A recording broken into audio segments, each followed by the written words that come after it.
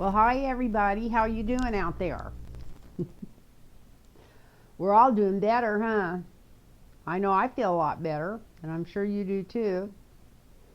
Um, I was going to say this is the day after Thanksgiving, but actually this is 12:30 at night, so it's early Saturday morning. Um,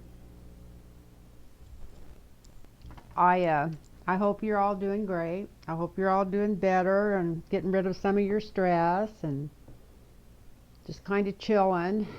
And hope you had a wonderful Thanksgiving. I had a very quiet Thanksgiving. I was home alone all day, but I went the night before to my daughter's house, which is a few miles away, and had a nice dinner there. There was only five of us, and a couple of them, because they worked medical, had already had a test done for COVID, even though, just they were all like afraid to be around me. And makes me feel bad because I don't want them to be afraid to be around me, but at least it should make me feel good to know that they want to protect me. And so that was really nice. I mean, what a wonderful evening that was. And so I hope you all had a wonderful Thanksgiving, and I hope things are going good for you. Uh, my friend Mark was talking to me about some astrologer that he watches, and she was talking about, I guess it's the 22nd of December, and if I'm not, I think that's the winter equinox. Is it called the equinox? The summer is the solstice. I'm pretty sure the winter is the equinox. I'm not, or maybe that's the spring. But anyway, it's the shortest day of the year. I'm pretty sure it's the 22nd of December, unless they changed it on me. Depends on where you live, probably between the 21st and 22nd. But he was talking about some astrologer he'd been watching that had said something like that was supposed to be the end of the Mayan calendar. And that perked me up because I love the Mayan calendar. Many years ago, and I'm going back 20 or so, one of my trips I took to Asilomar, I used to go up there for classes. I used to try to make it every year, but I didn't usually make it every year. Depending on what was going on up there, I usually went with the ARE or the which is the Association for Research and Enlightenment out of Virginia Beach, from the Edgar Cayce Foundation. I either went up there and spent a week studying at the classes they were given, or either I went up with religious science, which was also connected with Unity. At that time, they were really connected together, and they had the same type of classes, so they were really good. And one time I took a class, and it was on the Mayan calendar. It was really fat. I took it because it just sounded a little interesting, and I thought, well, if I don't like it, I'll leave there and go find another one to go to, because it wasn't like, it's pretty casual, even though sometimes there were 4 classes going at once. Silmar's a pretty good sized places for classrooms and stuff if you're going up there to study something. And I went in there and I was totally fascinated. And the group that was pushing this was before our calendar, which, if I'm not mistaken, is it the Gregorian calendar, the one, I'm pretty sure the Catholics set our calendar up many years ago, or at least had a lot of influence over it. But I went in there thinking it might be a little interesting, and it was absolutely fascinating. And I'm going on memory on this, but it always made such an impression on me. I don't think I forgot the main things that made me so interested in it. And that was, anyway, that was the year before the Mayan calendar actually lined up with the day of the week, and the same day. It was a day that we could have switched over to what a lot of people called, actually there was a family, a man and woman, their last name was Arguelles, And they were the ones that had gone around the world pushing for this for about 15 years before it happened, wanting us to change our time over and our calendar over to match theirs, so it would come up with, I don't think they were calling it universal time, I think they were calling it cosmic time or something, to help balance the earth and the earth energies. And it was really fascinating because the way the calendar was set up, it would have made all of our lives so much easier if we had been working off of this calendar, and probably made us a lot more harmonic. It brought harmony into our life and stuff, because it was set up on a 28 cycle, like a woman's cycle, and that's probably why it was changed, truth be known. They probably couldn't stand it because it was set up to go with the moon. But it was set on a 28-day cycle, and there was 13 months out of the year, and that left 13 months and 1 day off for the 365 days. So they called it a prayer day. Maybe it was an imagination after all these thousands of years, but they called it, you know, for harmonic time, just 364 days and a day of prayer. And it was set up on 13 months, 28 days. And what was so fascinating about it was it would have been so much easier for all of us to keep appointments and be anywhere on time. Because if you came in here on the 12th of the 10th month, and that happened to fall on a Saturday, your birthday would be on a Saturday for the rest of your life.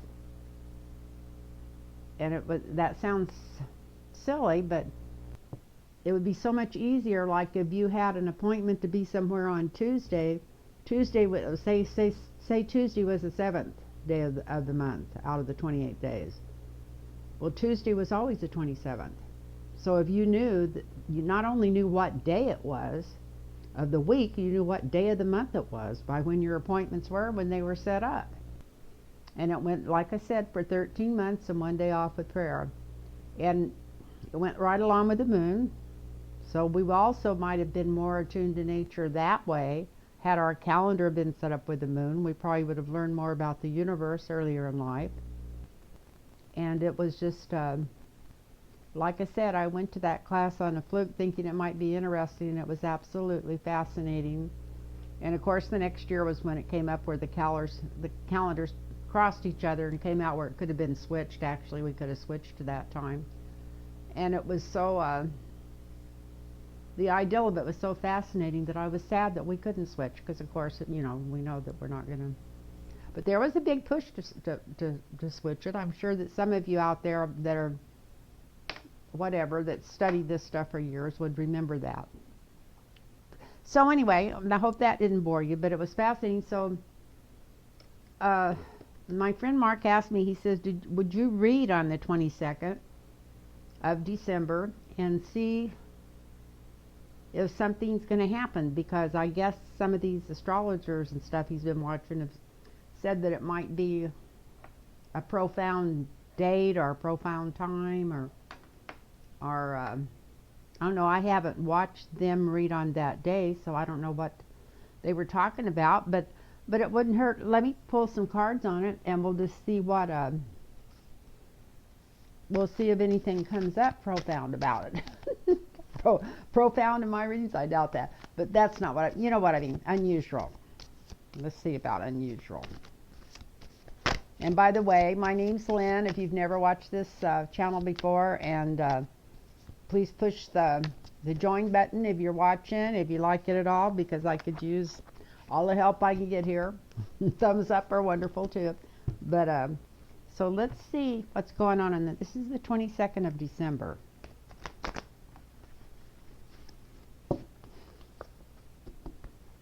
And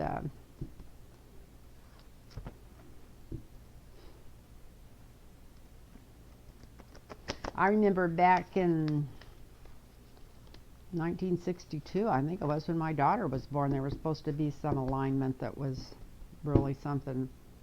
And I think that was on the summer solstice, and It's funny because I have one daughter that's not too far from the summer solstice.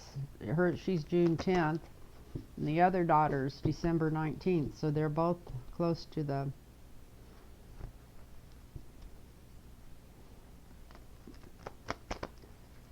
tilting of the earth, I guess you'd call it. Would be the layman's way of putting it.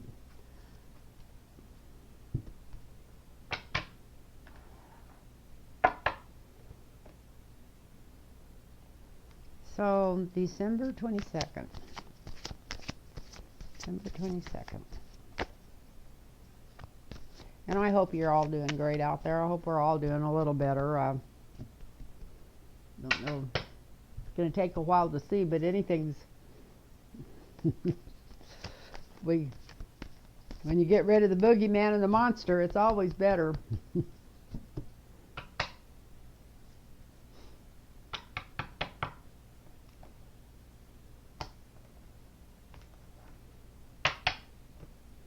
So let's see. Harmonic. That's what it was called. Harmonic time, I think, is what they were calling it. Which would bring us into harmony with the other planets. That was the feelings behind the people that taught these classes and pushed them, that it would line us up with the harmonics of the universe, where because of our calendar and the way it was set up here on Earth, that we were kind of fighting against them all these years. So anyway, it's food for thought. So here we go with the Nine of Cups.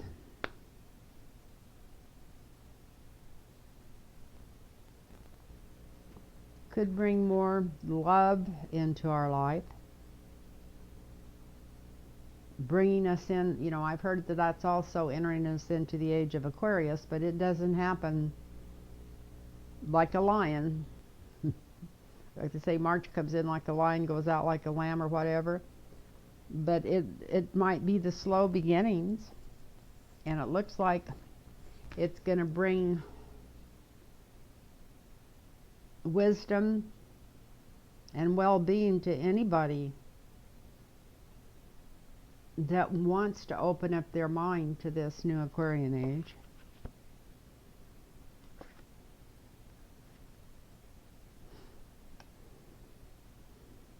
The world is so divided right now. It's going to take a while. That's what's going to block some of this love that's coming through, is because right now we just don't really trust others that much because of the way, especially here in the United States, because of the way we've been pitted against each other, especially for the last 4 years.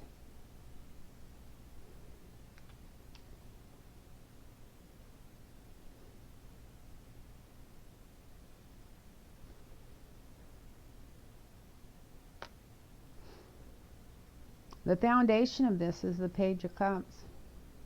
It's the offering. It's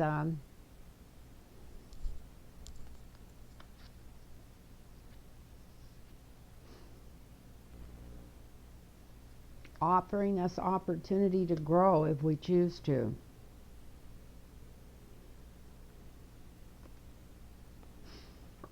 I could smell the frankincense coming off these cards. I store them in a drawer with frankincense in it.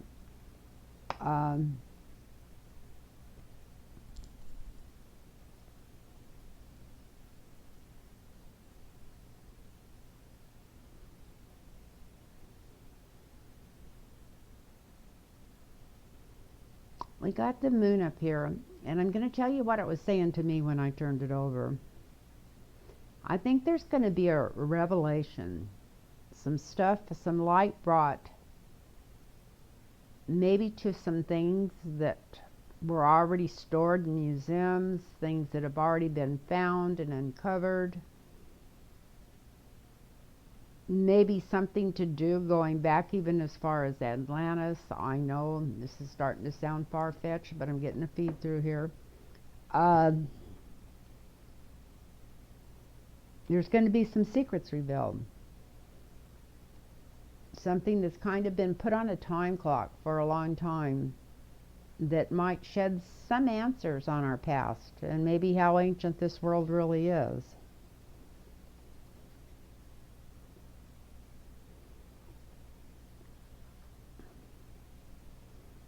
if this age comes in like it should and could, it's going to reduce. I don't think I want to call this, we're always going to rely on money,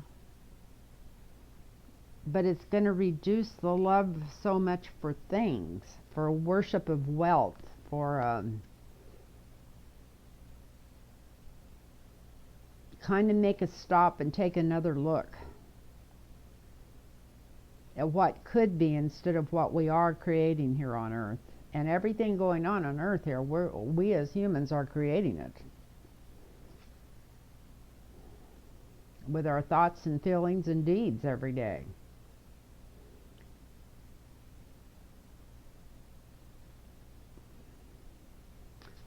It looks like it's going to start bringing us into a harmony.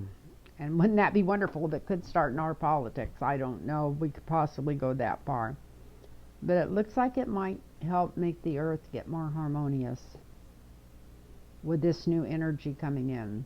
And I think even the people with the darkest, blackest energy are going to be touched, and not that they're going to wake up in the morning and all of a sudden be a nice person, or not care more about money than whether people live or die, like a lot of people that have a lot of control over world politics, the polemics of the whole world. But there's going to be some harmony coming in. And whether it gets accepted or not, of course, it's going to be up to us. But it looks like there's going to be some things revealed that's been kept secret for many, many years. You know, Edgar Cayce always said that the readings are the ancient Atlantean messaging and stuff, or, you know, or maybe even going that further than that.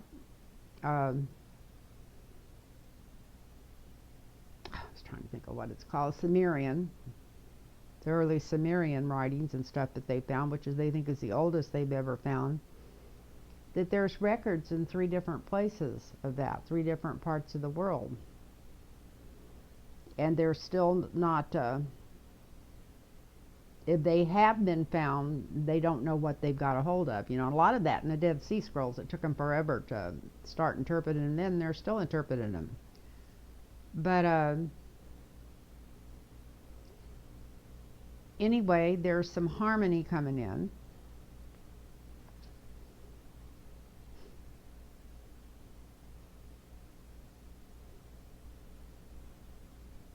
And a lot of people, we've got the bickering card here, people arguing back and forth. But the minute I turned this card over, the feeling I got from it was that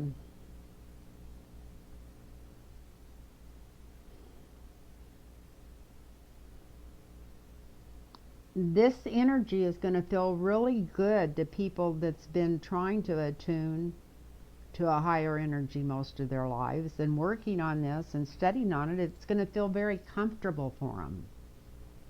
And they're going to be able to feel it. I mean, not just like immediately, but you know, it's going to come through this this energy, this new alignment, this new harmonics of the universe. It's going to come through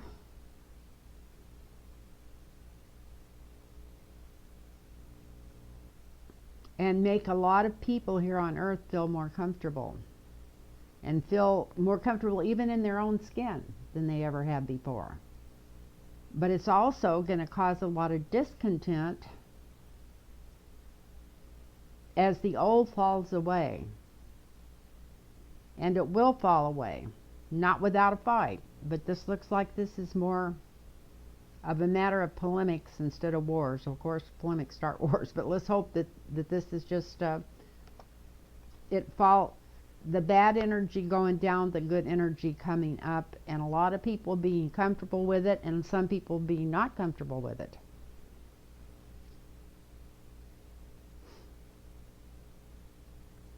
Because a lot of people have spent their whole life so focused on money and putting it back and storing it and making sure they had even more than they could possibly need, some in, you know, hundreds of lifetimes, as much as off kilter as the money thing is in the earth at this time.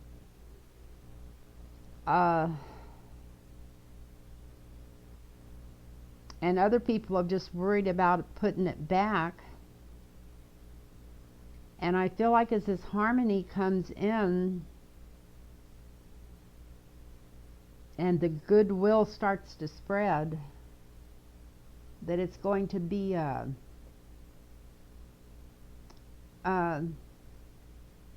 more labors of love.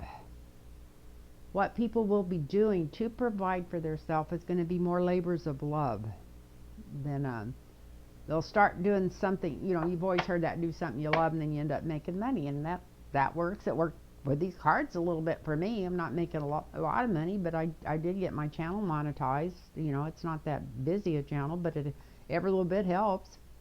But it's like, start doing something to try to help others, and pretty soon it opens up a flow of goodness, and good creates good. So sometimes it helps, even if it's a bartering system, it helps open up and helps your life be more pleasant when you try to help others. The same way with massage. When I first started giving massage, I was going to do it as a part-time job, and I quit working totally at the business that I owned. I'd been putting shifts in and just worked at home all the time because it was so much more rewarding to give people massages. Anyway,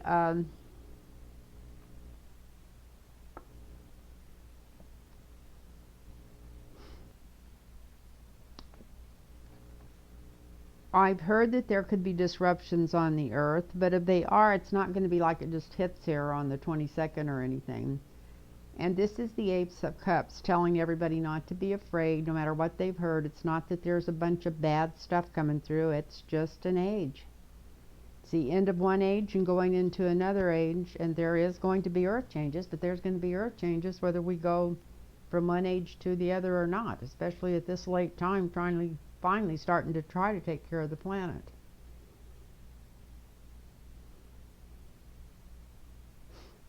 There's going to be a lot of secrets being revealed, but there's going to be some people that don't want these secrets released. And I know we keep hearing about extraterrestrials and that kind of stuff, and I'm not saying that I see that in this reading, but I don't think they're going to be able to hide these secrets. They may be able to hide them for a while, but I don't think they're going to be able to hide them for a long period of time, you know, for years and years or anything.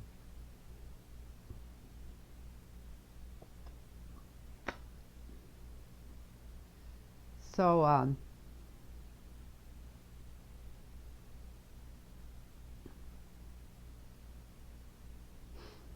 I'm going to draw 2 more cards to clarify. And we've got the Ten of Swords, and it's upside down.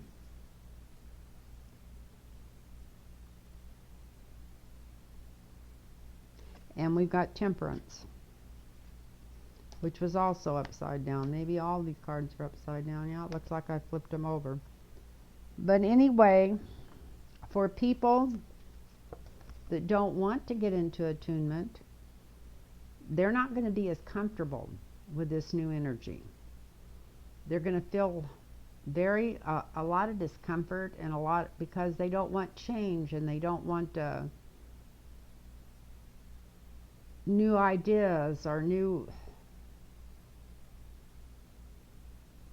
They had rather just keep their nose to the grindstone, even though they're grinding the wrong direction.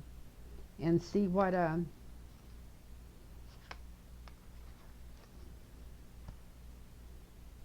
instead of letting this new temperance and universal love come through. So it's not like we're going to wake up and things are going to change. It might take a couple of 100 years, but we're going to really start going in the right direction. We're going to have more respect for the earth, more respect for each other.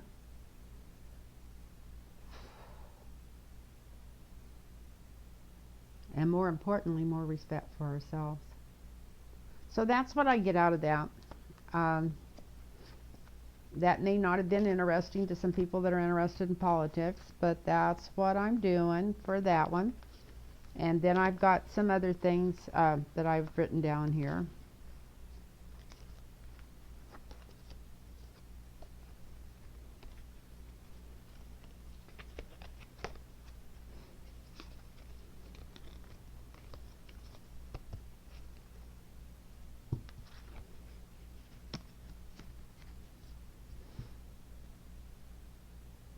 I don't know how long that's gone on, but probably too long. I think I'm going to turn this off and turn it back on to do my political readings. And then I can label it different so people don't have to watch it if they don't want to watch it. But anyway, if anybody wants a personal readings, it's lynntarotreadings@gmail.com. lynntarotreadings@gmail.com. I want to thank everybody that's emailed me and set up readings, and I want to thank everybody that's gotten readings, and everybody's been watching the channel, and I love your replies, and so and I love you all, and thank you so much for watching this. Bye bye now.